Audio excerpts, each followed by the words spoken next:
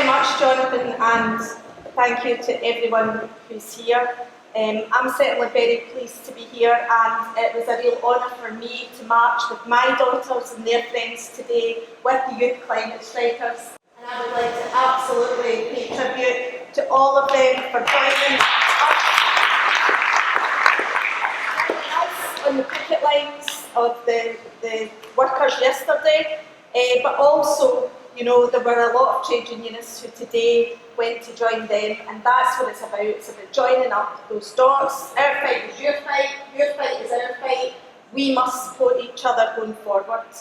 And I've been really pleased as well to hear the messages about climate justice and social justice going hand in hand.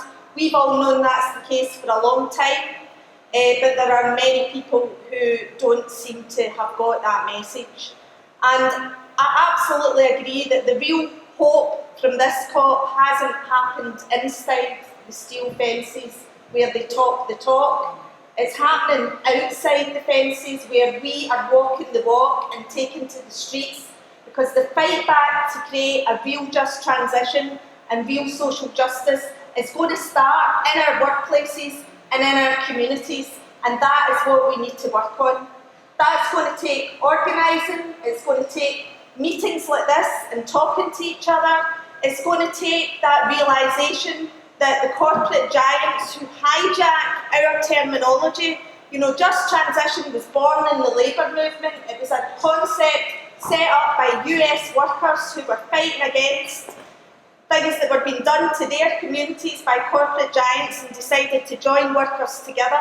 We need to take that lesson and not allow other people to steal our terminology. So I am sick and fed up of hearing about corporate giants and governments talking about just transition, talking about fair work, talking about the well-being economy, talking about community wealth building, when our workers are having to take strike action in order to strike for decent wage.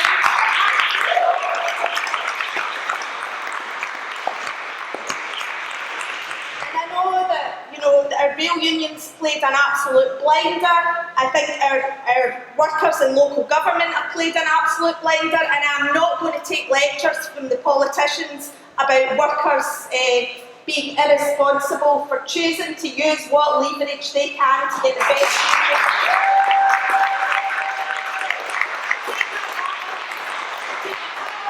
Every single member of this movement who has taken strike action, who has been balloted for strike action, and who's prepared to stand up. And I want to say a word for the striking workers in Dundee, at Dundee University, mostly women,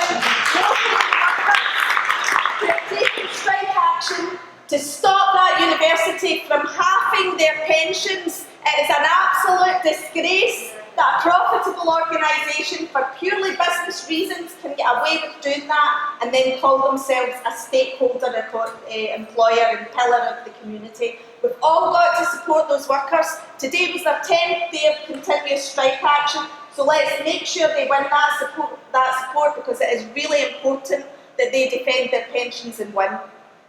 But I have to say, when workers do take action, they do win in the vast majority of cases.